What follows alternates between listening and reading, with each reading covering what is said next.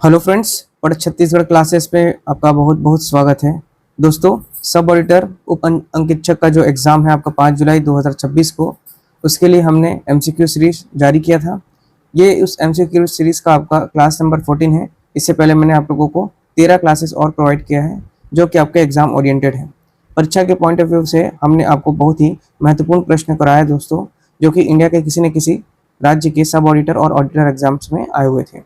ठीक है, और जिसकी बहुत प्रबल संभावना बन सकती है जो प्रश्नों की, उसको भी मैं यहाँ पर आप लोगों के सामने डील करा रहा हूँ। ठीक है, इससे पहले मैंने आपका ऑडिटिंग, अकाउंटिंग, मैनेजमेंट, ये सभी पोर्शंस कंप्लीट कराया दोस्तों। अभी फिर से अकाउंटिंग का सेक्शन चल रहा है। अकाउंटिंग के बाद हम इकोनॉमिक्स पढ़ेंगे। कल से इकोनॉमिक्स का एमसीक्यू लेके आऊँगा, उसके भी 3-4 क्लासेस रहेंगे आप लोगों के। तो जो लोग क्लास नंबर अभी तक एक भी वीडियो नहीं देखे हैं तो वो प्लीज़ क्लास नंबर 1 से देखिए, क्योंकि हर एक सेशन जो है वो बहुत महत्वपूर्ण है परीक्षा के पॉइंट ऑफ व्यू से। ठीक है, जिन लोगों को पीडीएफ बाय करना है मैं बता चुका हूँ, हमारा ये व्हाट्सएप नंबर है 8962530503। इस व्हाट्सएप नंबर पे जिनको इन क्लासेस का पीडीएफ चाहिए, जिनको एग्ज़ाम का जो सिलेबस है उसके अनुसार जो आपका वन लाइनर है ना, वो चाहिए, और आपका इन जितने भी हमने सेशन कराया उसका पीडीएफ चाहिए, तो वो लोग परचेस कर सकते हैं। ओनली 99 रुपीज़ का मैंने अमाउंट रखा है दोस्तों। ठीक है, इस नंबर पे आप लोग व्हाट्सअप करेंगे और आपको सभी क्लासेस की, सभी मैंने कहा जितने भी क्लासेस हो रही हैं, मतलब ये आपकी क्लास नंबर 14 है। इसके बाद आपके लगभग 6 क्लासेस और आएंगे, एटलीस्ट 6 क्लासेस और आएंगे। और आप लोगों के लिए यहाँ पर मॉडल पेपर भी तैयार किया जा रहा है। तो जो लोग मॉडल पेपर बाय करना चाहते हैं, 4 से 5 मैंने मॉडल पेपर आप लोगों के लिए तैयार करना शुरू किया दोस्तों। तो जो लोग मॉडल पेपर भी लेना चाहते हैं एग्ज़ाम के अकॉर्डिंग ही, तो उसे भी आप लोग परचेस कर सकते हैं। बहुत ही नॉमिनल फीस रखा है उसका मैंने, है ना, बहुत ही नॉमिनल मतलब बहुत ही नॉमिनल। ठीक है, तो जिन्हें पीडीएफ चाहिए वो अभी इस नंबर पर व्हाट्सएप कर सकते हैं, मैसेज कर सकते हैं दोस्तों। ठीक है, अभी तक 400 से अधिक लोगों ने इस पीडीएफ को बाय किया है और काफ़ी अच्छा रिस्पांस रहा सबका। आप चाहें तो कमेंट्स में पढ़ सकते हैं, है ना। तो जिन्हें भी लेना होगा वो बाय कर सकते हैं दोस्तों, पीडीएफ भी। और मॉडल पेपर को बनाया जा रहा है, मॉडल पेपर भी अभी उसका आपको जारी कर दिया जाएगा, नोटिफिकेशन भी। ठीक है, चलिए शुरुआत करते हैं अकाउंट्स का पहला प्रश्न आज का। यदि प्रारंभ में पूंजी 80,000 रुपये और अंतिम में पूंजी 1,00,000 रुपये, वर्ष के दौरान आहरण 10,000 और अतिरिक्त पूंजी 15,000 है, तो वर्ष का शुद्ध लाभ क्या होगा? क्या पूछ रहे हैं इसमें? शुद्ध लाभ। ठीक है, यदि प्रारंभ में पूंजी जो है आपका कैपिटल है वो आपका 80,000 है और अंतिम पूंजी जो है आपका 1,00,000 है, और वर्ष के दौरान आहरण कितने हैं? 10,000 रुपये, और अतिरिक्त पूंजी जो बता रहा है वो है 15,000 है, तो वर्ष का शुद्ध लाभ क्या होगा उस वर्ष का? तो देखिए भाई, लाभ निकालने का सूत्र होता है, लाभ निकालने का जो सूत्र है ये मैं आपको पहले शायद कराया हूँ दोस्तों, है ना। अंतिम पूंजी प्लस आपका जो आहरण, ठीक है, जो आहरण किए गए हैं, माइनस कर लेंगे आप अतिरिक्त पूंजी। ठीक है, अतिरिक्त आपका हो गया पूंजी, माइनस आपका कर लेंगे प्रारंभिक पूंजी। ठीक है, अंतिम पूंजी प्लस आहरण माइनस अतिरिक्त पूंजी माइनस आपका प्रारंभिक पूंजी। मतलब कहने का मतलब है, अंतिम पूंजी जो है आपका वो कितना है? 1,00,000 है। आहरण कितना हो रहा है दोस्तों? 10,000 रुपये का हो रहा है। अतिरिक्त पूंजी कितना बोल रहे हैं? 15,000 है, माइनस कर देंगे इसमें, है ना। और प्रारंभिक पूंजी कितना था आपका? 80,000। जो रिजल्ट निकल के आएगा वही आपका क्या हो जाएगा? लाभ। 1,00,000 ये हो जाएगा आपका 10,000। ठीक है, इसमें माइनस करेंगे। अच्छा, यहाँ पर भी एक माइनस लगा हुआ है, ये 15,000 माइनस है आपका कितना? प्रारंभिक पूंजी 80,000 रुपये। तो माइनस माइनस प्लस हो जाता है, आप सभी जानते हैं, और ये हो जाएगा आपका 95,000। 95,000, 1,10,000 माइनस 95,000 करेंगे तो आपके पास शेष बचेगा 15,000 रुपये। ऑप्शन नंबर बी इसका सही होगा, ऑप्शन नंबर बी सही होगा। ठीक है, तो आपका शुद्ध लाभ कितना हो रहा है? 15,000 रुपये। ठीक है, नेक्स्ट है, निम्नलिखित में से कौन सा इनवॉइस मूल्य और लागत मूल्य के बीच के अंतर को दर्शाता है? इनमें से कौन सा जो इनवॉइस है ना, वो लाभ मूल्य और लागत मूल्य के बीच, इनवॉइस मूल्य और लागत मूल्य के बीच अंतर को दर्शाता है? जब माल शाखा को भेजा जाता है, जब भी आपका जो मटेरियल है, जो माल है, वो ब्रांच में भेजा जाएगा, तो इनवॉइस मूल्य और लागत मूल्य के बीच का अंतर को जो दर्शाता है वो क्या है? तो लोडिंग है, छूट है, अपलेखन है, या टर्नओवर है? लोडिंग, डिस्काउंट, राइट ऑफ, या फिर टर्नओवर? सही उत्तर है दोस्तों, इसको लोडिंग ही बोलते हैं। ऑप्शन नंबर ए इसका सही होगा। जब प्रधान कार्यालय आपका जैसे हेड ऑफिस हो गया, वहाँ की जो शाखा है, हेड ऑफिस की जो शाखा है, उससे माल लागत से अधिक, मतलब जो लागत है उससे अधिक इनवॉइस प्राइस पर भेजते हैं, तो जुड़े हुए जो मुनाफे को क्या कर दिया जाता है, लोडिंग या फिर प्रभार कहा जाता है। ठीक है।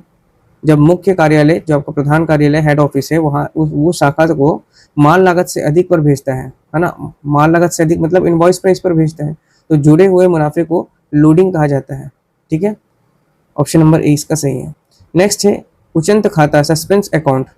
उचंत खाता सस्पेंस अकाउंट का शेष चिट्ठा अर्थात बैलेंस शीट में कहाँ दिखाया जाता है। जो आपका उचंत खाता हो जाए सस्पेंस अकाउंट होता है दोस्तों, केवल संपत्ति पक्ष में, केवल दायित्व पक्ष में, डेबिट शेष होने पर संपत्ति पक्ष में और क्रेडिट शेष होने पर दायित्व पक्ष में, या इसे किसी भी चिट्ठी में भी दिखाया जा सकता है, किसी भी शीट में दिखाया जा सकता है।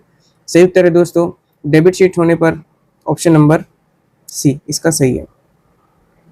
डेबिट शेष होने पर संपत्ति पक्ष में और क्रेडिट शेष होने पर दायित्व पक्ष में। कुछ क्वेश्चंस आपको पुराने क्वेश्चन से मिलता जुलता मिलेगा, क्योंकि बार बार जो रिपीटेड प्रश्न हो रहे हैं उसको मैं यहाँ पे दोबारा करा रहा हूँ। जो कुछ जैसे कि ये प्रश्न आपको पहले भी मैं कराया हूँ दोस्तों अकाउंटिंग वाले सेक्शन में। जो लोग पुराने लोग हैं, जो इस वीडियो को पहले देख चुके हैं, मतलब इस प्रश्न को देख चुके हैं, उनसे ये आंसर बनना ही चाहिए। ठीक है, तो उचंत खाता सस्पेंस अकाउंट एक अस्थायी खाता होता है ना।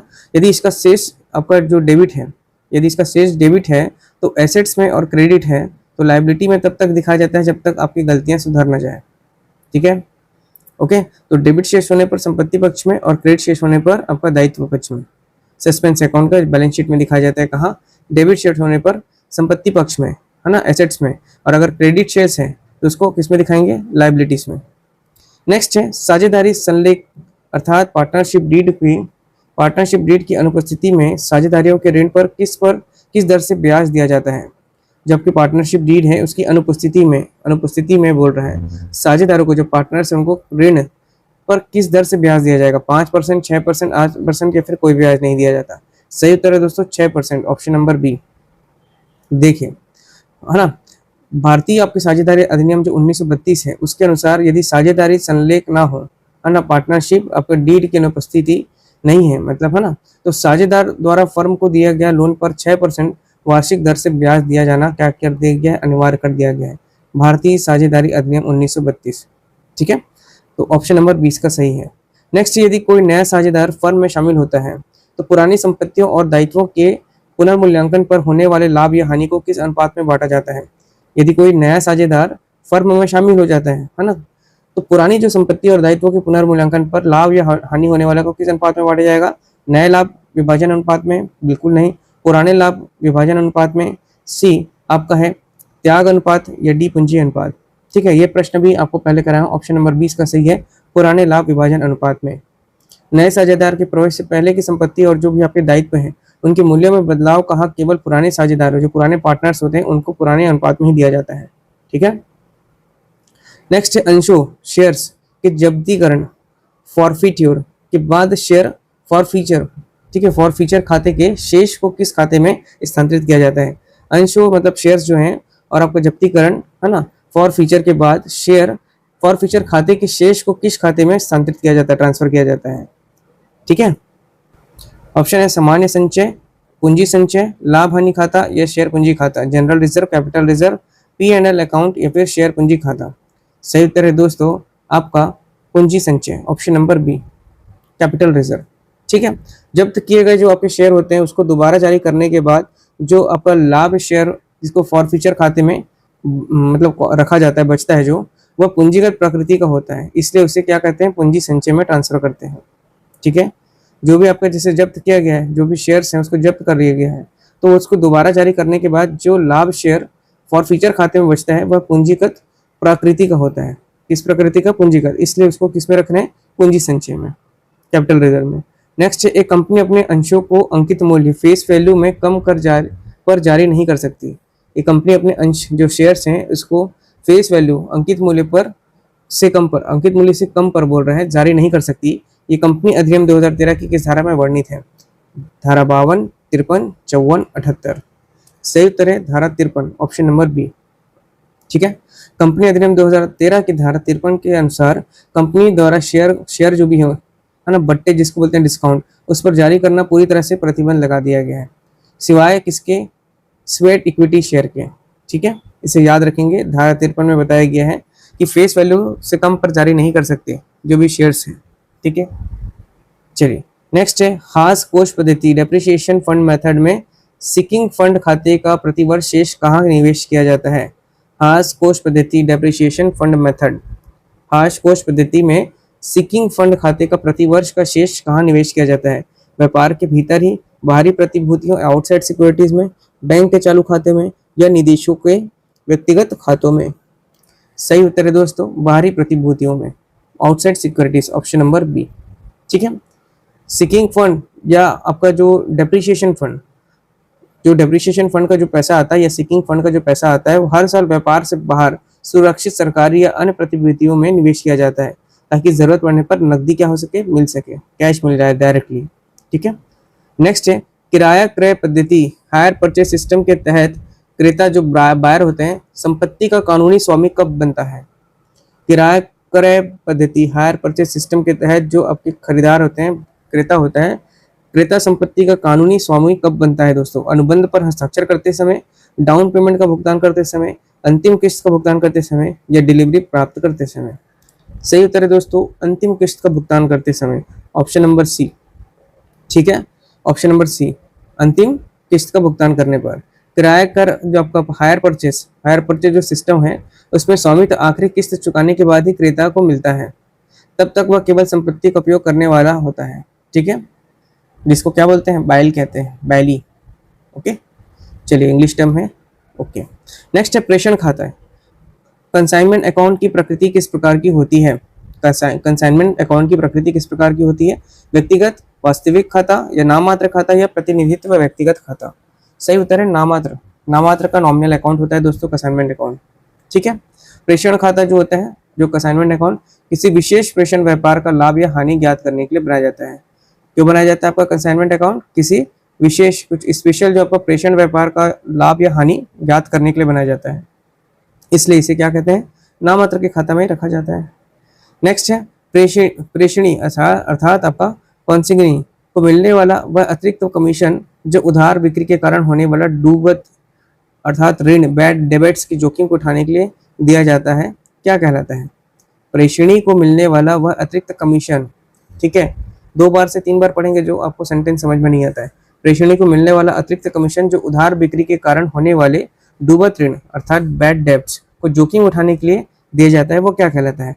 Overriding commission, del credere commission, सामान्य कमीशन, या विशेष छूट। सही उत्तर है दोस्तों del credere commission, option number B. ठीक है, अब देखिए डेल क्रेडर कमीशन, ये कमीशन मिलने के बाद जो एजेंट होते हैं जिसको अपन कंसाइनी कहते हैं, उधार का जो आपका माल है ना, माल के डूबने की जिम्मेदारी खुद लेता है। कौन, आपका एजेंट। यदि ग्राहक पैसा नहीं देता तो नुकसान एजेंट का होता है, प्रेषक का नहीं होता है, कंसाइनी का नहीं होता है। इसका होगा कमीशन मिलने के बाद एजेंट उधार माल के डूबने की जिम्मेदारी खुद लेता है। क्या करेगा, किसी भी चीज़ का जो कमीशन मिलेगा है ना, तो आपका जो उधार माल की डूबने की जिम्मेदारी कौन लेगा, आपका एजेंट ही लेगा। यदि ग्राहक पैसा नहीं देता तो नुकसान की भरपाई कौन करेगा, एजेंट हो करेगा, आपका कंसाइनी नहीं करेगा, प्रेषणी नहीं करेगा। ठीक है, नेक्स्ट है बीमा दावे इंश्योरेंस क्लेम के संदर्भ में यदि औसत वाक्य एवरेज क्लॉज लागू होता है। ठीक है, क्या होता है, एवरेज क्लॉज लागू होता है, तो दावा राशि की गणना का सूत्र क्या होगा। इंपॉर्टेंट है दोस्तों ये क्वेश्चन। बीमा दावा इंश्योरेंस क्लेम के संदर्भ में यदि औसत वाक्य एवरेज क्लॉज लागू होता है तो दावा राशि की गणना का सूत्र क्या होगा। नष्ट हुए माल का मूल्य गुणे बीमा राशि बटे आग की तिथि पर स्टॉक का मूल्य, दूसरे कुल स्टॉक गुणे बीमा राशि बटे आपका नष्ट हुआ माल का वास्तविक मूल्य, या फिर पॉलिसी की कुल राशि। सही उत्तर है दोस्तों ऑप्शन नंबर ए, नष्ट हुए माल की मूल्य गुणा बीमा राशि बटे आग की तिथि पर स्टॉक का कुल मूल्य। ठीक है, देखिए औसत वाक्य जो होता है आपका एवरेज क्लॉज तब लागू होता है जब संपत्ति की बीमा उसकी वास्तविक कीमत से कम कराया गया हो। मतलब आपका जो संपत्ति है उसकी बीमा उसकी वास्तविक जो कीमत है उससे कम कराया गया होगा, यह अनुपातिक दावा तय करता है। ठीक है, चलिए नेक्स्ट है विभागीय खातों डिपार्टमेंटल अकाउंट्स में यदि किसी खर्च को विभागों के बीच सीधे आवंटित नहीं किया जाता। जो डिपार्टमेंटल अकाउंट्स होते हैं उसमें किसी खर्च को विभागों के बीच सीधे जो है आपका आवंटित नहीं कर रहे हैं, जैसे कि आपका सामान्य प्रबंधक का वेतन, तो उसे कहाँ हस्तांतरित किया जाएगा, ट्रांसफर किया जाएगा। प्रत्येक विभाग के व्यापार खाते में, प्रॉफिट एंड लॉस अकाउंट में, या फिर आपका सबसे बड़े विभाग के खाते में, या बैलेंस शीट में।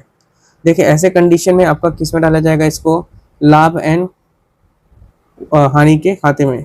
ठीक है, ऑप्शन नंबर 20 का सही है, सामान्य लाभ हानि खाते, इसमें डाला जाएगा।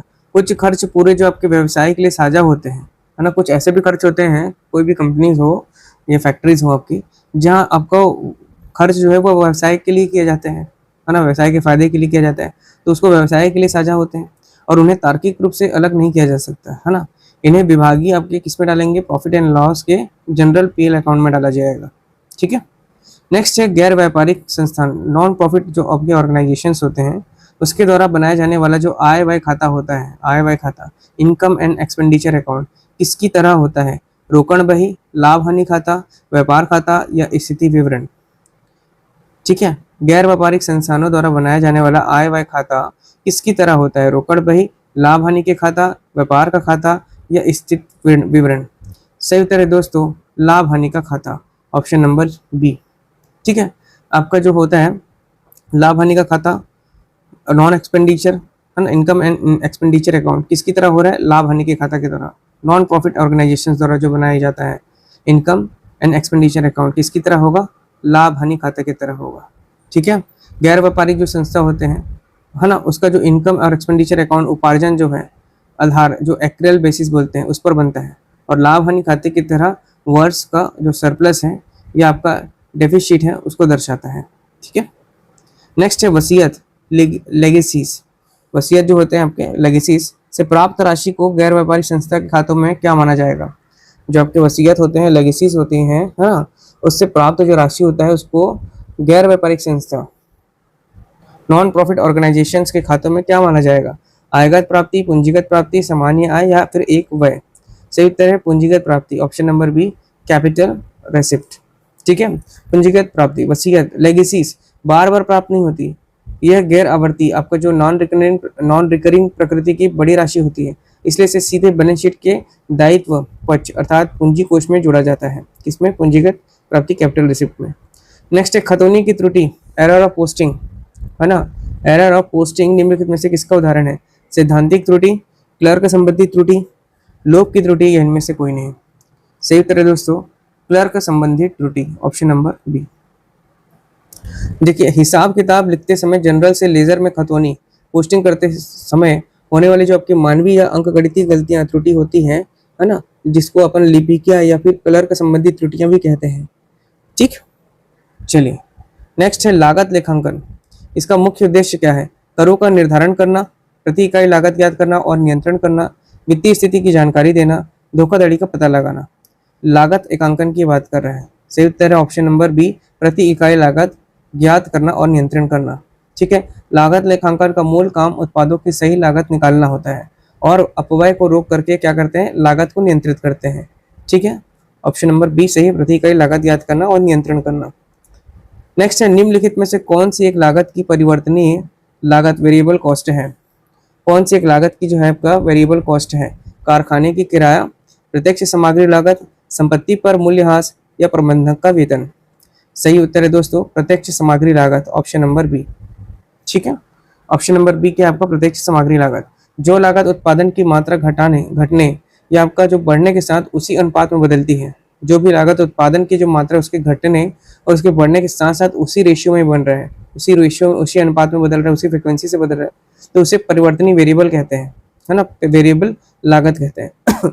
जैसे कच्चा माल या आपका प्रत्यक्ष श्रम, तो ऑप्शन नंबर 20 का सही है, प्रत्यक्ष सामग्री लागत। ठीक है, नेक्स्ट है सम विच्छेद बिंदु, ब्रेक इवन पॉइंट। सम विच्छेद बिंदु, ब्रेक इवन पॉइंट वह बिंदु है जहां व्यवसाय को अधिकतम लाभ होता है, दूसरा न्यूनतम हानि होती है, ना लाभ होता है और ना ही हानि होती है, या फिर कुल राजस्व शून्य होता है।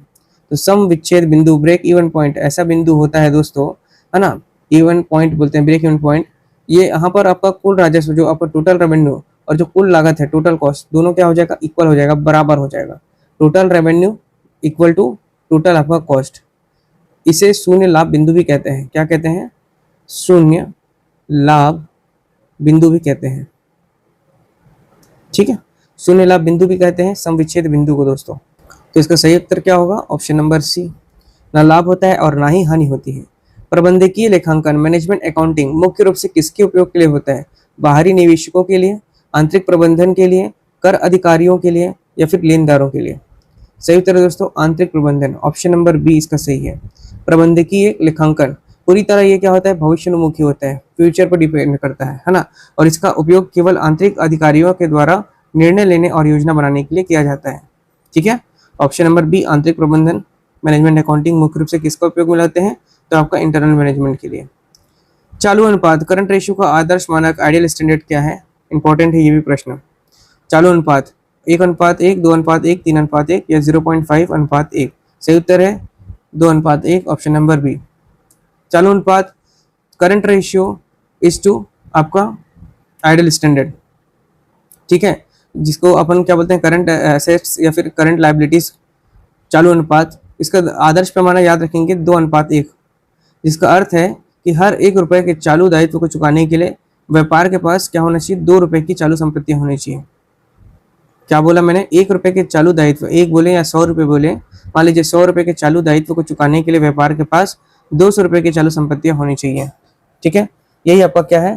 Current ratio is to ideal standard. Current ratio का आपका आदर्श मानक है।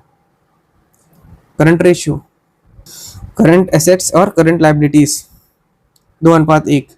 तरल अनुपात लिक्विड रेशियो, क्यूक रेशियो जिसे कहा जाता है, ज्ञात करते समय चालू संपत्तियों में से किसे घटा दिया जाता है? तरल अनुपात देनदार और प्राप्य बिल, स्टॉक और पूर्वदत्त व्यय, स्टॉक एंड प्रीपेड एक्सपेंसेस, नगद और बैंक शेष या अल्पकालीन शेष? सही उत्तर है दोस्तों आपका स्टॉक और पूर्वदत्त व्यय, ऑप्शन नंबर बी। ठीक है, स्टॉक को तुरंत नकदी में बदलना कठिन होता है। जो भी आपके स्टॉक्स हैं उसको तुरंत कैश में बदलना बहुत कठिन होता है, और पूर्वदत्त व्ययों से भी कभी नकदी वापस नहीं मिलती, इसलिए इन्हें क्या कहते हैं? हमेशा लिक्विड एसेट्स, लिक्विड है ना, लिक्विड एसेट्स कहते हैं। इसको निकालते समय घटा दिया जाता है। ठीक है, चलिए ऋण क्षमता अनुपात डेब्ट इक्विटी रेशियो किस प्रकार का अनुपात है? तरलता अनुपात है, शोधन क्षमता अनुपात है, लाभदायकता अनुपात है या क्रियाशीलता अनुपात है? सही उत्तर है शोधन क्षमता अनुपात, ऑप्शन नंबर बी। ठीक है, डेब्ट इक्विटी रेशियो व्यापार की दीर्घकालीन वित्तीय आपका सुदृढ़ता और बाहरी जो आपके ऋणों को चुकाने की क्षमता, सॉल्वेंसी जिसे बोलते हैं, उसको मापता है। ठीक है, ऋण क्षमता अनुपात जो डेब्ट इक्विटी रेशियो किस प्रकार का अनुपात होगा? शोधन क्षमता अनुपात। और ये जो आपका शोधन क्षमता अनुपात है ये दीर्घकालीन वित्तीय जो आपकी सुदृढ़ता होती है और बाहरी ऋणों को चुकाने वाली क्षमता को मापती है ये। ठीक है, नेक्स्ट है नगद प्रवाह विवरण कैश फ्लो स्टेटमेंट तैयार करने के लिए किस लेखांकन मानक अकाउंटिंग स्टैंडर्ड का उपयोग किया जाता है ना? नगद प्रवाह विवरण कैश फ्लो स्टेटमेंट तैयार करने के लिए लेखांकन मानक अकाउंटिंग स्टैंडर्ड का उपयोग किया जाता है। AS1, AS3, AS6, AS9, option number B सही है, AS3। ठीक है, अकाउंटिंग स्टैंडर्ड 3 भारतीय लेखांकन मानक 3 क्या बोलते हैं? नगद प्रवाह विवरण, नगद प्रवाह विवरण कैश फ्लो स्टेटमेंट इसके रूप जो आपके प्रारूप और नियम को निर्धारित करता है। ठीक है, चलिए नेक्स्ट है परिचालन। परिचालन गतिविधियां ऑपरेटिंग एक्टिविटीज से नगद प्रवाह की गणना करते समय शुद्ध लाभ में किससे जोड़ा जाता है? परिचालन गतिविधि ऑपरेटिंग एक्टिविटीज से नगद प्रवाह की गणना करते समय, कैश फ्लो की गणना करते समय शुद्ध लाभ में क्या जोड़ा जाता है? किसे जोड़ा जाता है? स्टॉक में वृद्धि, देनदारों में वृद्धि, मूल्यह्रास डेप्रिसिएशन या संपत्तियों की बिक्री से लाभ? सही उत्तर है दोस्तों आपका मूल्यह्रास डेप्रिसिएशन को जोड़ा जाता है, ऑप्शन नंबर सी सही है। डेप्रिसिएशन एक क्या आपका गैर नगद व्यय है, नॉन कैश एक्सपेंस है। इसमें बिना नगद लाभ को कम कर दिया जाता है। ठीक है, मतलब इनसे क्या है, बिना नगद गए लाभ को क्या कर दिया जा रहा है? कम कर दिया जा रहा है। इसलिए इसे नगद प्रवाह जानने के लिए इसे वापस शुद्ध लाभ में क्या कर रहे हैं? अपन जोड़ रहे हैं। समझिए दोस्तों, फिर से देखिए मूल्यह्रास एक क्या है आपका गैर नगद व्यय है, नॉन एक्सपेंस है, नॉन कैश एक्सपेंसेस है, और बिना नगद गए लाभ को कम कर दिया जाता है। ठीक है, इनसे क्या हो रहा है आपका? बिना नगद गए जो है आपका लाभ को कम कर दिया जा रहा है। इसलिए नगद प्रवाह जानने के लिए इसे वापस क्या करेंगे हम लोग? शुद्ध जो लाभ है उसमें जोड़ करके वैल्यू निकालेंगे। ठीक है, नेक्स्ट है लेखांकन नीतियों में बदलाव। चेंज इन अकाउंटिंग पॉलिसीज केवल तभी किया जा सकता है ये कानून का लेखांकन मानक द्वारा आवश्यक हो या इसे वित्तीय विवरण को बेहतर प्रस्तुति करना हो, ए और बी दोनों हो या फिर प्रबंधन की इच्छा हो। देखिए ए और बी दोनों होगा इसमें, ऑप्शन नंबर सी सही है इसका। लेखांकन नीतियों को बार बार नहीं बदला जा सकता, समरूपता का नियम है। बदलाव केवल तभी मान्य है जब कानून बदले या उसे वित्तीय विवरण अधिक स्पष्ट और सच्चे बन सकेंगे, ठीक है, बेहतर तरीके से इसको प्रस्तुत कर सकेंगे। नेक्स्ट है संयुक्त उद्यम ज्वाइंट वेंचर खाता किस प्रकार का खाता है? व्यक्तिगत, वास्तविक खाता या नामात्र का खाता या फिर स्थायी खाता? तो देखिए ये नामात्र का खाता होता है option number C. Joint venture जो होता है, संयुक्त आपका उद्यम जो ज्वाइंट वेंचर है किसी विशेष समिति उद्देश्य या आपका जो प्रोजेक्ट है इसके लिए बनाई गई अस्थायी आपको साझेदारी है, जिसका खाता लाभ हानि जानने के लिए किया जाता है, ठीक है। इसका उद्देश्य क्या है? आपका लाभ हानि का खाता, मतलब जो आपका खाता है उसका लाभ आ रहा है कि हानि हो रहा है उसके जानने के लिए बनता है। एक प्रकार का ये नॉमिनल अकाउंट है, नामात्र का खाता। नेक्स्ट है अपूर्ण अभिलेखों से खाते अकाउंट्स फ्रॉम इनकम्प्लीट रिकॉर्ड्स रखना आमतौर पर किसके द्वारा अपनाया जाता है? अपूर्ण अभिलेखों से खाते रखना आमतौर पर किसके द्वारा अपनाया जाता है?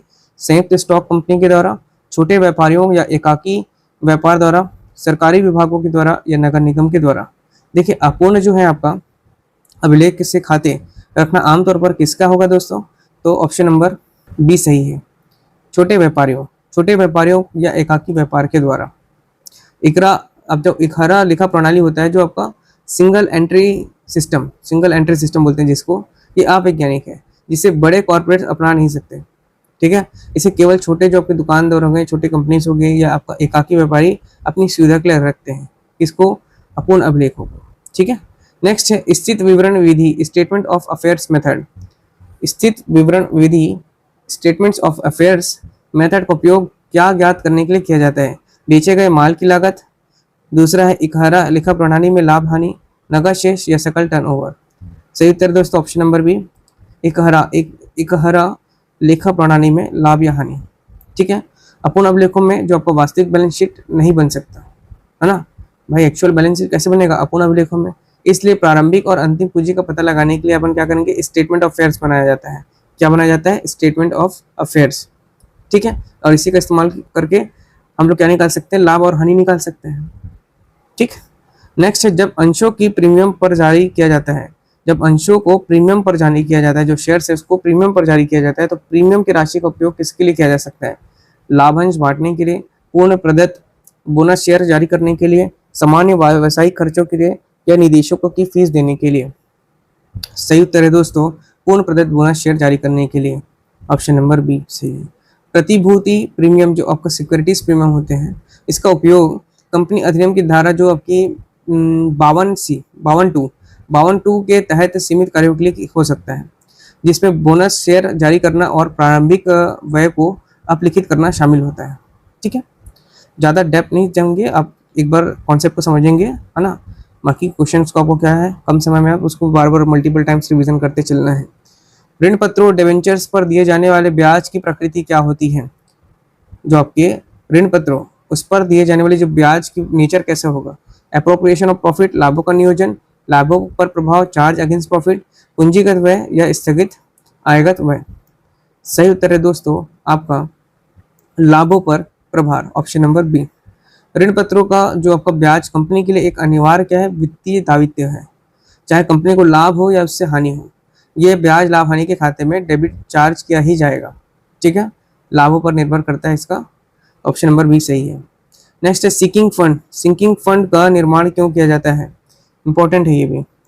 किसी दीर्घकालीन दायित्व के शोधन रिडेम्पशन के लिए, किसी संपत्ति के प्रतिस्थापना के लिए, दोनों एक और दो, या फिर केवल सट्टेबाजी के लिए। सिंकिंग फंड, सिंकिंग मतलब समझ रहे हैं दोस्तों? अरे सिंकिंग फंड का उपयोग आपके ऋण पत्रों के शोधन, रिडेम्पशंस ऑफ डिबेंचर्स जैसे दायित्वों को चुकाना या मशीनरी जैसे महंगी संपत्तियों को समय पूरा होने पर बदलने के लिए किया जाता है, ठीक है। तो ऑप्शन नंबर क्या हो जाएगा इसका? सी, दोनों ही आपका सही है, ए और बी दोनों ही सही है दोस्तों, ठीक है। नेक्स्ट है ख्याति गुडविल के मूल्यांकन की अधिलाभ विधि सुपर प्रॉफिट मेथड में सुपर प्रॉफिट का मतलब क्या होता है? सुपर प्रॉफिट का मतलब क्या होगा इसमें गुडविल के मूल्यांकन विधि में? कुल लाभ माइनस सामान्य लाभ, औसत लाभ माइनस सामान्य लाभ, शुद्ध लाभ माइनस परिचालन लाभ या कुल बिक्री माइनस कुल लागत। सही उत्तर है दोस्तों औसत लाभ माइनस सामान्य लाभ, ऑप्शन नंबर बी सही है, ठीक है।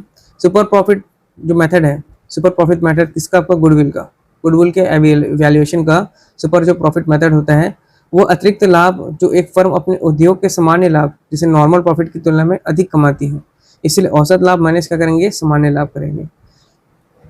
नेक्स्ट है मृतक साझेदार के निष्पादक एग्जीक्यूटर को देय राशि पर यदि कोई समझौता ना हो, मृतक साझेदार के निष्पादक को देय राशि पर यदि कोई समझौता ना हो तो मृत्यु की तिथि से भुगतान की तिथि तक कितने प्रतिशत ब्याज दिया जाएगा?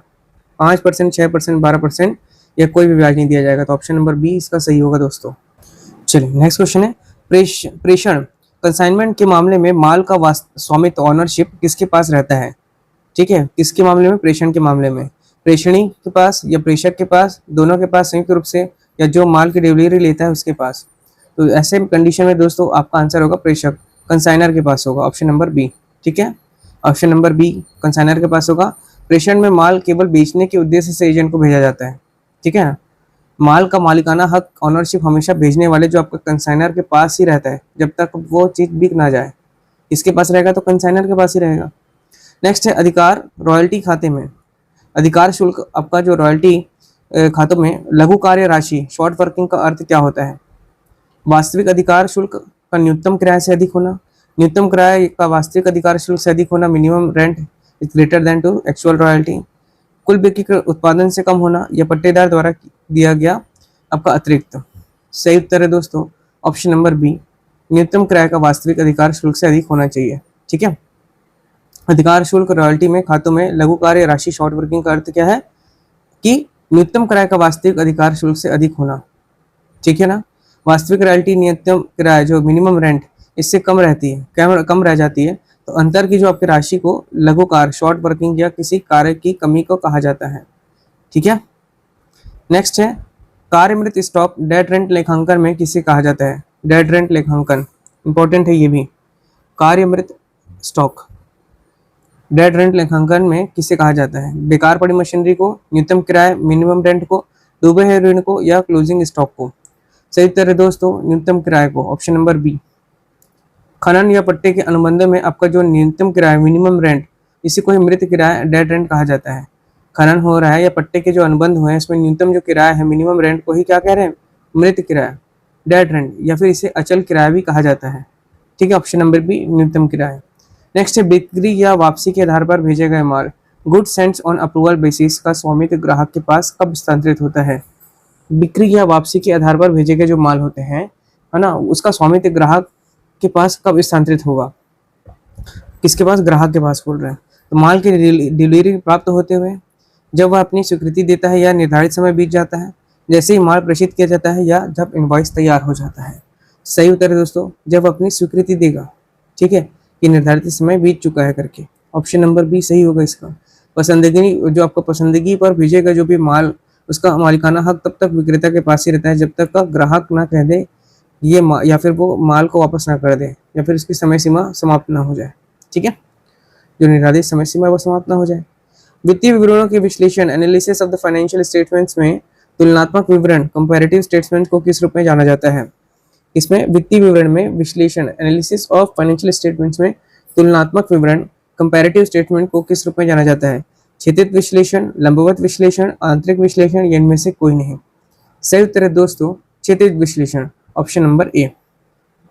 ठीक है, तुलनात्मक जो आपका विवरण होता है कंपैरेटिव स्टेटमेंट्स में 2 या 2 से अधिक वर्षों के आंकड़ों की अगल बगल, मतलब हॉरिजॉन्टल, मतलब आपको क्या होगा, क्षैतिज तुलना की जाती है, जिससे व्यापार की प्रवृत्ति, ट्रेंड का पता चल सके। ठीक है, ऑप्शन नंबर ए को याद रखेंगे। नेक्स्ट है सामान्य आकार के विवरणों, कॉमन साइज स्टेटमेंट्स में बैलेंस शीट की प्रत्येक मद को किसके प्रतिशत के रूप में व्यक्त किया जाता है? सामान्य आकार के विवरणों, कॉमन साइज स्टेटमेंट्स जो होते हैं, उसमें बैलेंस शीट की प्रत्येक मद को किसके प्रतिशत के रूप में व्यक्त किया जाता है? कुल बिक्री के, या फिर कुल संपत्ति या कुल दायित्वों के, शुद्ध लाभ के, या फिर कार्यशील पूंजी के। तो इसका सही उत्तर दोस्तों ऑप्शन नंबर बी, कुल संपत्ति या कुल दायित्वों के रूप में व्यक्त किया जाता है। कॉमन साइज बैलेंस शीट में जो आपका कुल संपत्ति, मतलब टोटल एसेट्स कितना 100%, उसको आधार मान करके अन्य सभी मदे जैसे आपका कैश हो गया, स्टॉक हो गया, उसका प्रतिशत निकाला जाता है। ठीक है, नेक्स्ट है सामग्री नियंत्रण, मटेरियल काउंट की ABC विश्लेषण पद्धति में ए श्रेणी की वस्तुएं कौन कौन सी होती हैं? मटेरियल कंट्रोल की ABC श्रेणी विश्लेषण जो पद्धति है, उसमें ए श्रेणी जो होता है वस्तुएं कौन सी होती है? उच्च मात्रा लेकिन कम मूल्य वाली, या फिर कम मात्रा लेकिन उच्च मूल्य वाली, मध्यम मात्रा मध्यम मूल्य, या फिर जिनका उपयोग आपातकाल में होता है। ये भी इंपॉर्टेंट क्वेश्चन है। ठीक है, 2 बार पूछा जा चुका है अलग अलग स्टेट्स में। तो इसका सही उत्तर है दोस्तों ऑप्शन नंबर सी, माफ करिएगा ऑप्शन नंबर बी। ठीक है, कम मात्रा लेकिन उच्च मूल्य वाली, लो quantity and high value. ABC नियंत्रण में आपका जो ए श्रेणी की वस्तुएं कुल स्टॉक की मात्रा में बहुत कम, लगभग 10% होती है, लेकिन कुल मूल्य में उनका जो हिस्सा बहुत बड़ा होता है, लगभग मान के चलिए 70-80% होता है। इन पर क्या है, कड़ा नियंत्रण होना भी चाहिए। ठीक है, चलिए तो ऑप्शन नंबर बी सही है, इसका याद रखेंगे। नेक्स्ट है, निम्नलिखित में से कौन सा कार्य वित्तीय लेखांकन फाइनेंशियल अकाउंटिंग की सीमा है जो लागत लेखांकन के उद्भव का कारण बनती है। वित्तीय लेखांकन फाइनेंशियल अकाउंटिंग की सीमा है जो लागत लेखांकन के उद्भव का कारण बनती है। ये केवल ऐतिहासिक वित्तीय जानकारी प्रदान करता है, ये प्रति उत्पाद या विभाग की लागत नहीं बताता, दोनों ए और बी या दोहरे लेखे पर आधारित नहीं है। सही उत्तर है दोस्तों ऑप्शन नंबर सी, दो ए और बी दोनों। वित्तीय लेखांकन केवल पूरे व्यवसाय की कुल वित्तीय स्थिति बताता है। जो आपका वित्तीय लेखांकन है वो पूरे आपके व्यवसाय की कुल वित्तीय स्थिति को बताता है।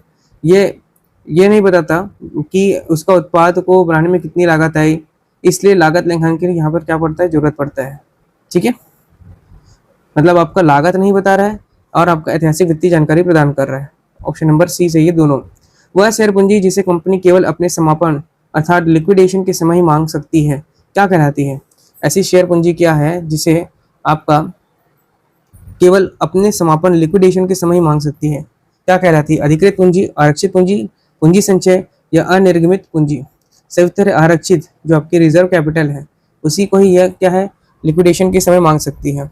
आरक्षित पूंजी, रिजर्व कैपिटल, प्रार्थित जो आपकी पूंजी का वो हिस्सा है, जो प्रार्थित पूंजी का वो हिस्सा है जिसे विशेष प्रस्ताव पास करने के केवल कंपनी के दिवालिया या बंद होने की स्थिति में ही सुरक्षित रिजर्व करके माना जाता है, रखा जाता है।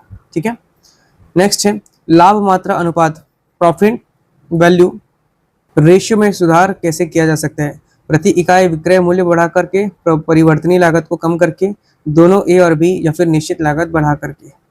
ठीक है, इसका सही उत्तर है दोस्तों ऑप्शन नंबर सी, ए और बी दोनों, प्रति इकाई विक्रय मूल्य बढ़ा करके और परिवर्तनीय लागत को कम करके। ठीक है, पीवी रेशियो आपका जैसे इसमें कंट्रीब्यूशन सेल्स रेशियो भी कहा जाता है इसको बेहतर करने के लिए या तो अंशदान कंट्रीब्यूशन बढ़ाना होगा, जो विक्रय मूल्य बढ़ा करके, या परिवर्तनीय जो लागत है वेरिएबल कॉस्ट उसको घटा करके ही संभव हो सकता है। ठीक है, यदि किसी फर्म की कार्यशील पूंजी वर्किंग कैपिटल 45,000 है और चालू अनुपात 2:2.5 है तो चालू संपत्ति करंट एसेट्स का मूल्य क्या होगा, निकालना पड़ेगा इसको, है ना। ऐसे कंडीशन में आप क्या करेंगे दोस्तों, कार्यशील पूंजी निकालना पड़ेगा आपको।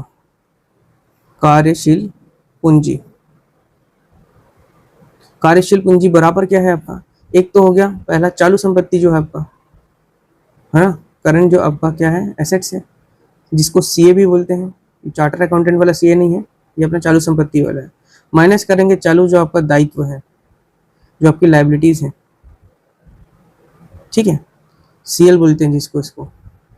तो चालू संपत्ति जो है आपका वो दिया हुआ है, कितना दिया है 2.5 दिया हुआ है, और चालू दायित्व कितना दिया है, अनुपात उसका 1 दिया है, माइनस कर लीजिए तो ये कितना आ गया दोस्तों 1.5। और यदि 1.5 बराबर आपका मान लीजिए 45,000 वर्किंग कैपिटल है, यहाँ पर वर्किंग कैपिटल कितना 45,000 है। वर्किंग कैपिटल जो आपकी कार्यशील पूंजी जो है आपका 1.5 के बराबर हो गई, तो निकल के कितना आएगा वैल्यू आपका, ये हो जाएगा चालू दायित्व कितना हो जाएगा इसमें 45,000 बटे आपका 1.5, इधर नीचे 10 किया तो आपका ये हो जाएगा 30,000। ठीक है, 30,000 निकल के आएगा आपका। अब चालू संपत्ति जो है इसका करंट एसेट्स का मूल्य क्या होगा ये पूछा है, तो करंट एसेट्स निकालने के लिए आपका क्या करेंगे, चालू संपत्ति करंट सेट 30,000 गुणे क्या कर लीजिए आप 2.5 कर लीजिए, क्योंकि चालू अनुपात बताया था 2 अनुपात है। ये आपका हो जाएगा कितना 3 आपका 75,000 रुपये आ जाएगा। ठीक है, तो इस प्रकार से आपको निकालना क्या है, चालू संपत्तियां करंट एसेट्स। ठीक है, 75,000, ऑप्शन नंबर इसका ए सही होगा। ठीक है, ऑप्शन नंबर ए। नेक्स्ट है ऐतिहासिक लागत, हिस्टोरिकल कॉस्ट और बाजार मूल्य के बीच का अंतर किस लेखांकन परिपाटी में सबसे स्पष्ट दिखाई देता है। ऐतिहासिक लागत जो होते हैं आपके हिस्टोरिकल कॉस्ट और बाजार मूल्य के बीच का अंतर किस लेखांकन परिपाटी में सबसे स्पष्ट दिखाई देते हैं। रूढ़िवादिता की परिपाटी, प्रकटीकरण की परिपाटी, मिलान की अवधारणा, निरंतरता चालू व्यवसाय की अवधारणा। सही उत्तर है ऑप्शन नंबर डी, क्या निरंतर चालू व्यवसाय की अवधारणा।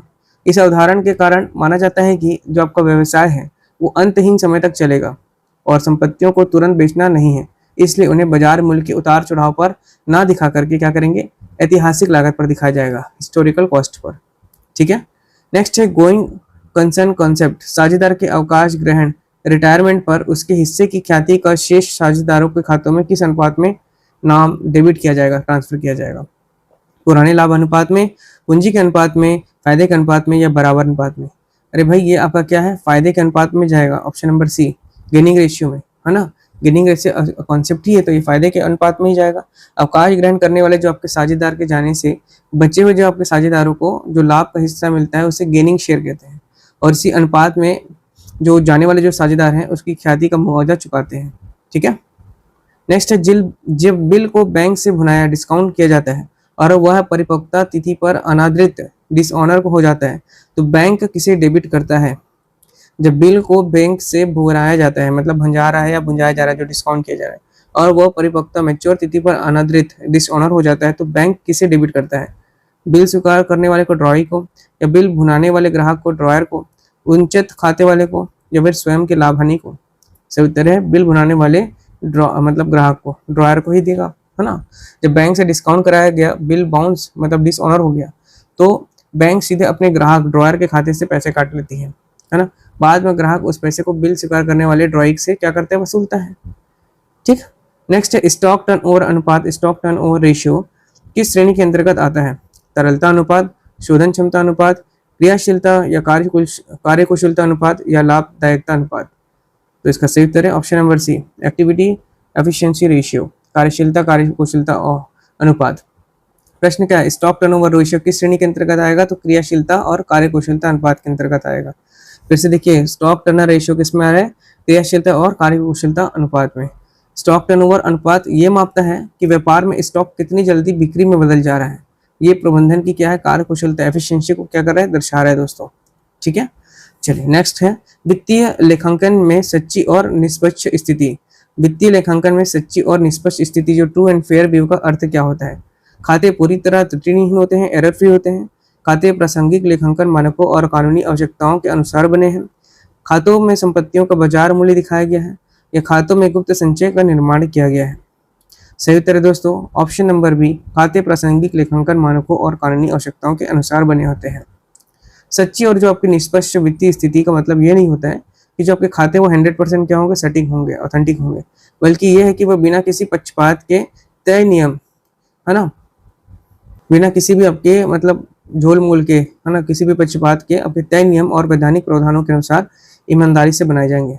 इसलिए ऑप्शन नंबर बी सही है। ट्रू एंड फेयर व्यू का अर्थ है खाते प्रासंगिक लेखांकन मानकों और आपके कानूनी आवश्यकताओं के अनुसार ही बनेंगे। ठीक। तो चलिए आज का सेशन यही समाप्त करते हैं दोस्तों। उम्मीद करता हूँ ये वीडियो अच्छा लगा होगा। यदि अच्छा लगे तो प्लीज़ लाइक करें, शेयर करें एंड चैनल को सब्सक्राइब करके रखें। और जो लोग पहली बार जुड़ रहे हैं वो क्लास नंबर 1 से पढ़ें। दूसरी बात ये कि कल से हम लोग शुरू करेंगे इकोनॉमिक्स का पार्ट। काफ़ी लोगों का मांग था, डिमांड था कि सर आप इकोनॉमिक्स की क्लास लेके आइए, तो इकोनॉमिक्स की भी क्लासेस कल मैं आप लोगों के लिए कल से शुरू कर रहा हूँ। इसका भी कम से कम 3-4 लेक्चर लेके आऊँगा इकोनॉमिक्स का, जो एग्जाम के ओरिएंटेड ही रहेगा। ठीक है। चलिए, तो यही जानकारी देनी थी। और जिनको पीडीएफ बाय करना है मैं बता चुका हूँ, हमारा व्हाट्सअप नंबर से जुड़ जाएंगे। व्हाट्सअप नंबर आपको पता है दोस्तों, 8962530503। वहाँ जाकर के वो पीडीएफ रिक्वेस्ट कर सकते हैं, बाय कर सकते हैं। ओनली 99 रुपीज़ प्राइस है। ठीक है। चलिए, तो आज का वीडियो यही समाप्त करते हैं। मिलते हैं अगले वीडियो में। जय हिंद, जय भारत, जय छत्तीसगढ़। धन्यवाद।